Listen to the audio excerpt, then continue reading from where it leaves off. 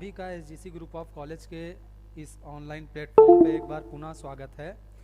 और यहाँ पर हम आज डिस्कस करेंगे आपसे जो है क्या कहते हैं, हमने उस दिन माइक्रोस्कोप आपको पढ़ाया था और उस माइक्रोस्कोप में हमने आपको लाइट माइक्रोस्कोप के बारे में पूरा डिटेल में स्ट्रक्चर के पूरा बताया था कि कैसे क्या है क्या नहीं। ठीक है, तो हमने आपको बताया था उसमें 3 माइक्रोस्कोप दिए हुए हैं, 3 माइक्रोस्कोप उसमें दिया हुआ है। पहला बेटा है आपका लाइट माइक्रोस्कोप जिसके बारे में हम आपसे डिस्कस कर चुके हैं कि लाइट माइक्रोस्कोप एक्चुअल में होता क्या है। ठीक, दूसरा जो है क्या कहते हैं फेज कंट्रास्ट माइक्रोस्कोप है, जिसकी चर्चा हम अभी करेंगे। फेज कंट्रास्ट, ठीक है, फेज कंट्रास्ट माइक्रोस्कोप। और तीसरा जो है क्या कहते हैं वो है आपका इलेक्ट्रॉन माइक्रोस्कोप, जिसकी चर्चा हम कल के डेट में करेंगे। तो ये 3 माइक्रोस्कोप हैं जिसके बारे में आपको पढ़ना है, इसका प्रिंसिपल पढ़ना है, उसके बाद इसका वर्किंग मेथड कैसे है उसके बारे में हमको डिस्कस करना है। तो आइए हम वीडियो को ज़्यादा देर ना करते हुए हम स्टार्ट करते हैं।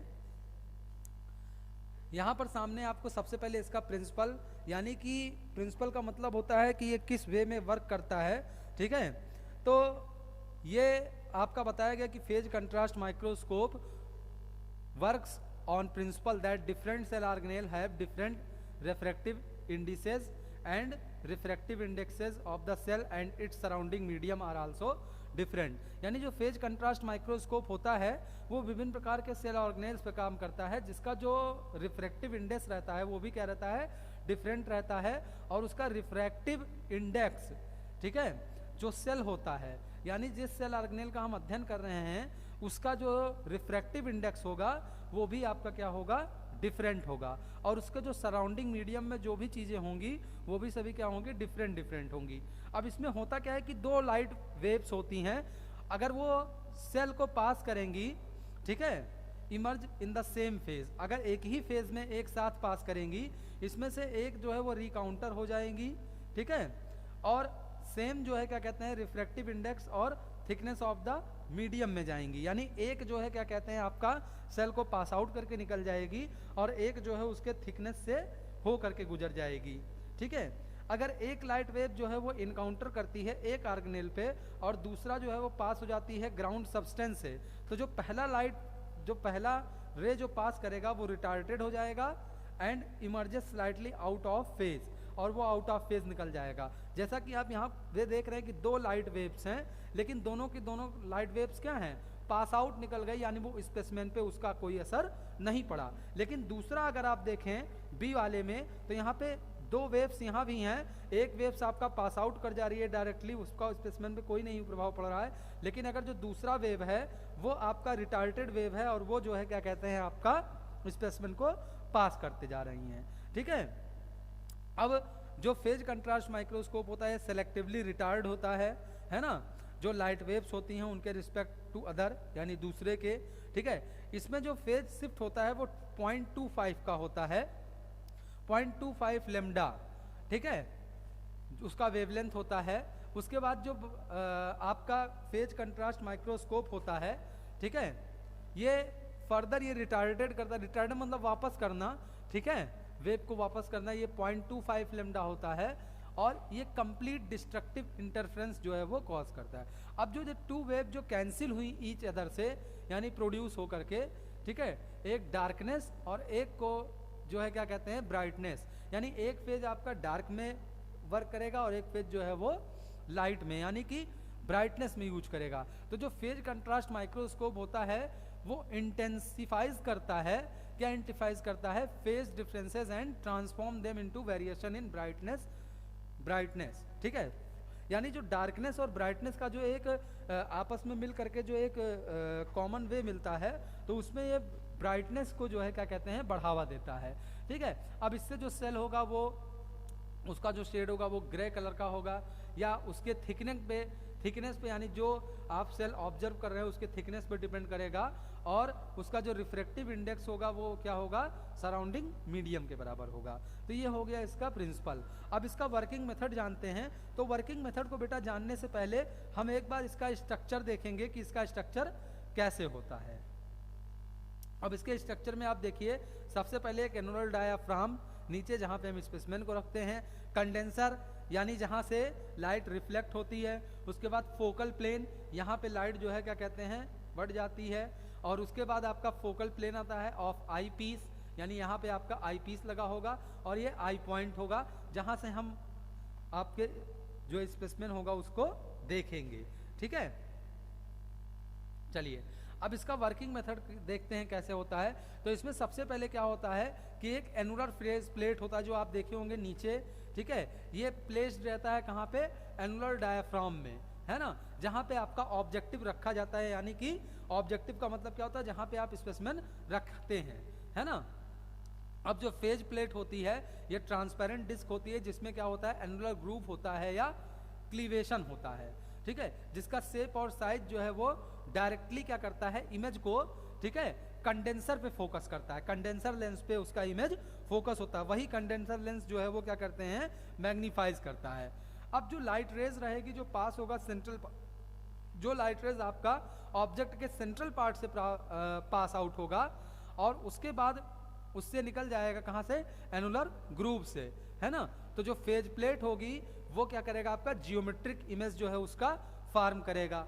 ठीक है, और जो लाइट जो है लेटरली गिरेगी ऑब्जेक्टिव पे वो आपका एनुलर फेस प्लेट से पास हो जाएगी और उससे डिफरेंट आइदर एडवांस या रिटार्टेड, है ना, या डिफ्रैक्टेड इमेज जो है क्या कहते हैं बनेगा। यानी पहला जो लाइट पास होगा बच्चों वो क्या होगा आपका कि उसका जियोमेट्रिक इमेज यानी कि ज्यामितीय चित्र जैसे कि रेखा चित्र उसका जो है क्या कहते हैं बनेगा।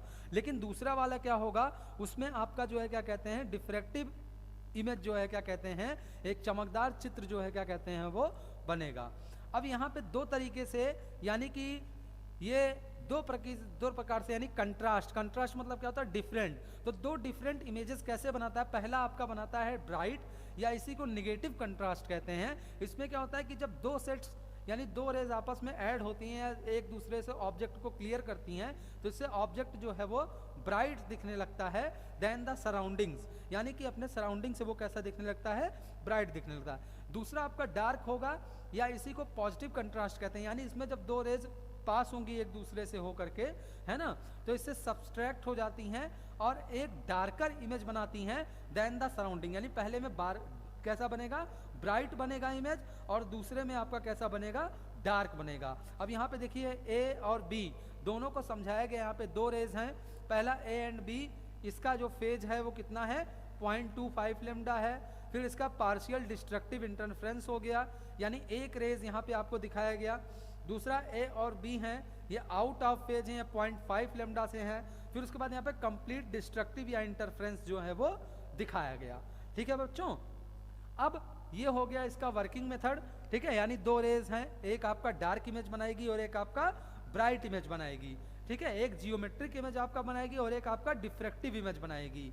ठीक है, अगला इसका वर्किंग देखते हैं, इसका काम क्या हो, इसका जो है क्या कहते हैं, इसका वर्क क्या होता है, या यूज इसका क्या होता है। तो इसका यूज किया जाता है लिविंग सेल्स या टिश्यूज को ऑब्जर्व करने के लिए।